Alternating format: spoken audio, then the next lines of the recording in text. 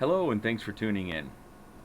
We have the KingKong 188. This is a frame I noticed on the coming soon page of Hobby King. I paid $7.14 for it at the time. Now, as I'm filming here on the 25th of January, it is now $7.98.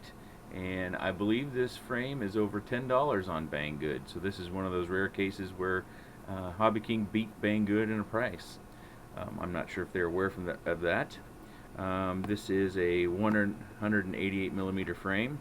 It is produced from KingKong, designed by whoever SK is. Whether it's a company or an individual, I don't know. So this just came in, and let's do a bit of an unboxing. You can see we get a couple of 40-45R, that's your counterclockwise and clockwise props, so that's kind of cool.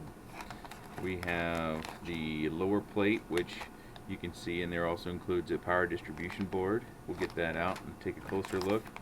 We have standoffs and other pieces probably for your camera platforms, the LED that came with it.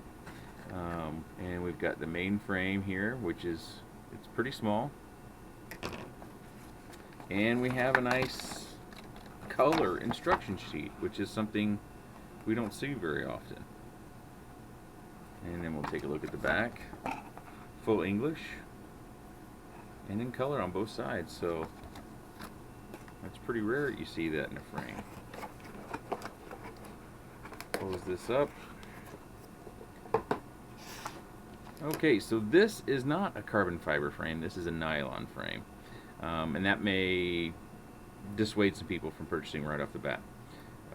So let's give it a flex test. As we know, carbon fiber is real rigid, but this, in its unassembled mode, is not. It's pretty rigid this way. If I try to flex that, you probably won't see much there. But from arm to arm, which is going to be important in flight, it's fairly flexible. But before carbon fiber was so popular, a lot of quads were built out of this nylon materials. My 450 is made out of nylon and nylon arms. You still see nylon used. I don't think they talk about it much, but I believe a lot of the quads that are assembled that have kind of the upright looking arms, like on the Walkera products, I believe those are nylon arms. But they have carbon fiber bodies, so they advertise them as carbon fiber, but I believe those are nylon arms. So let's go ahead. They used a nice Ziploc bag here for our grab bag. Here, let's see what we got. This is an LED, which might be a nice touch. Looks like it's got 4 LED lights on it. It's got a connector and a little shield. I don't know if the shield's really necessary or not. Got some 2.5 screws. We got, it says it's the length, 6 millimeters. This looks like the Fpv Camera Assembly and the top camera plate, dampener plate assembly. Got the dampener balls, some standoffs, general screws somewhere for our assembly. You've seen the props, power distribution board. So let's get this out and take a closer look. And we also have the strap that they included, which is kind of nice because, again, you just don't see, you don't see a nice box. Oftentimes these frames will come in, you know, a static bag. So this is our bottom plate. Very, very flexible. Geez, that's really flexible. And then we've got our power distribution board. It's got a nice little picture of an alien on it. So as you can see there, we've got places for our ESCs. This is probably where we plug in our LED. We've got our video and audio, if you have that on both ends. So presumably you could connect your VTX on one end and your camera on the other. I wonder what you're supposed to do if you have a 12-volt camera. Many of the Sony CCD cameras are 12 volt. Plus we got 2 connectors here for, interesting. This plate is rigid, if you're wondering about that. Soldering over here looks decent. Got KingKong written here on the back, designed by SK again, made in PRC. 5 volt 1 amp BEC on board. So there's our 5 volt 1 amp BEC. So there's really not much to see here other than what I've already shown you, so I'm going to build this up and then we'll take a look at it. We're all built up now. I didn't secure the bottom plate. I wanted to show you something right off the bat. This board is not designed to be face down like this, and that might be very obvious, but I want to make sure I cover it because there are solder pads on both sides for your camera and your VTX. But I found the best way in just fiddling with it is to run the LED up to the front connector. There's a little notch here in the back of the frame which kind of push that wire down in there. Oh, if I could get that this time. And then it fits nice down in there. Now I don't think there's any way for an ESC to fit down in these little cavities, so we're still going to have ESCs out on the arms. But what we can do, and it's probably going to be a little bit fiddly, is we're going to have to build this unit with the bottom plate separate, but yet run our cables down through this holes if you wanted to use these cables. You might solder your ESCs first and then go out to the motors. Either way, it's an interesting design. It's nice that they have this 5 volt BEC right on here for us, and they've got 2 connectors on here. So we've got one for our LED and one for our CC3D, which is what I'm going to use in this case, or the 5 volts that we need for our flight controller, so we can get the opto EOCs and don't have to add a BEC to it. What I think I'm probably going to end up doing as far as building this out is the motors obviously will mount here. I'll still have the ESCs up on the arm, and I'll have a real short connection between the two. Obviously we've only got, you know, probably an inch to maybe even only 3/4 of an inch we can use there. And then we'll loop that back around from the end of the ESC. It typically just runs up into the frame. We'll loop that back around to go in that hole, and from in that hole we can use this channel to run our wires to the underneath side, which, if you can see there, they've got that channel all the way into that bottom plate. Solder it on the ESCs, and then it's all tucked away. We'd still need to use some electrical liquid tape on these solder points and also where the pins are, just to protect those if you land in some wet grass or if it's rained recently. Early morning flying is pretty good, but sometimes the grass, especially in warmer weather, in humid climates, it still exists. You don't want to create a short. A couple other things: the balls for the dampener plate, the vibration, they don't seem like they do a whole lot of dampening.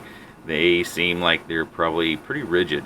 You can see it kind of snaps when you press on them. It's not very squishy.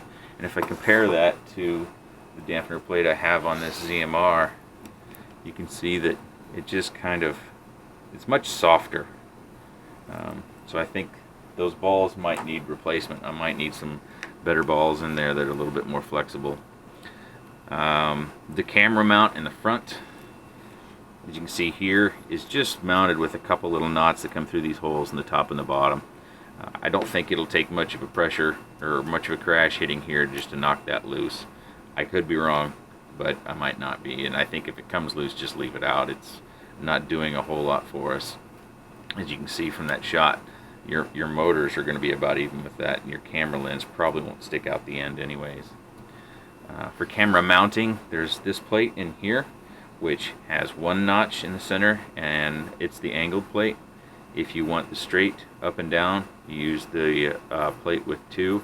I'm not sure how they suspect will mount the camera, because there aren't too many cameras that are flat on the back, so you're going to have to get one with that's flat on the back, so you can use either screws vertically or you can use some double-sided sticky tape and trust that. The back end here is also kind of interesting. It's almost got a plate that it looks like you should be using it to secure your VTX and antenna. You can see this bottom plate here, which would be nice to just put our VTX against that, maybe zip tie it or double-sided sticky tape, use some servo tape or something. But oddly enough, the hole through the top isn't near big enough to get an antenna through. The hole in this plate itself is actually bigger, but not much. But with this top plate, it's definitely not big enough. So either we would have to drill that out to make use of it. There's also the possibility, I'm not sure, but we could drill right here between the G and the key and the KingKong and make a hole big enough to get a antenna right angle adapter through there, and hopefully that wouldn't compromise this back end too much. But the back end, it kind of befuddled me for a little bit, because I'm not sure why they would even put that on there if you're not going to make a hole big enough to run the antenna right angle adapter through. Let's go to the weight. Hobby King touts this on their website as weighing only 74 grams. 0 at the scale. So we've got the quad. Let me move that so it's not so bouncy. We've got the power distribution board. Oh. Well, come on now. This is ridiculous.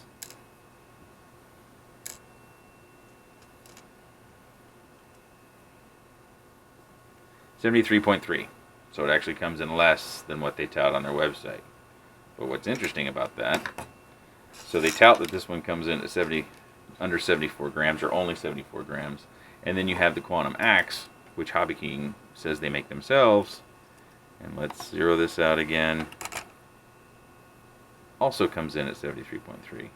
Whereas this one's carbon fiber and has some pretty sizable posts on it, so you can stack stuff in here. And this one is really narrow through there. So you're going to have to use mini-sized flight controllers and controller receiver in there. So that's going to be a little bit more difficult. Plus you don't have any mounting holes, so we're talking all sticky tape through there. Again, this is the 188 millimeter, so you need to consider that when purchasing. If you plan to race this, you need to consider that for your race class. This is a true 180 millimeter frame. This one is not. I do like that KingKong included a nice box of the frame. You don't see that all the time, as I mentioned when I was unboxing it. They have what appears to be a pretty decent power distribution board with a 5-volt BEC, and it's got plug-ins for us. They kind of thought that through pretty well. And they included some props and 2 camera mounting plates. So not to mention this, I'm not a huge fan of this just because the size. I don't think I would end up using it for anything. I'd probably just tie some other sort of gear up with it. Maybe it's supposed to be a bracelet for someone with a really small wrist. Maybe a 10-year-old's bracelet or something. So that's my analysis of this. I probably will build this up. I've already got a power kit that I bought on Banggood, and I'll show you that in a future video, that I think will work on this pretty well. Again, this was the KingKong 188. I purchased for $215 or $714. Excuse me. The price seems to be going up because in the time between ordering and shipping, the price has gone up to $7.98. Banggood also sells these for a little over $10. They come in black, red, and green, and it would be pretty cool if this one worked out. I might buy a green one to mix and match some of the pieces just to kind of add some flavor to it. If you have any questions or comments, leave them in the section below. I'll link to this product in the description. If there are any corrections I need to make, please let me know. I'm not against that. I do make videos from time to time. You may want to subscribe, and have a good day.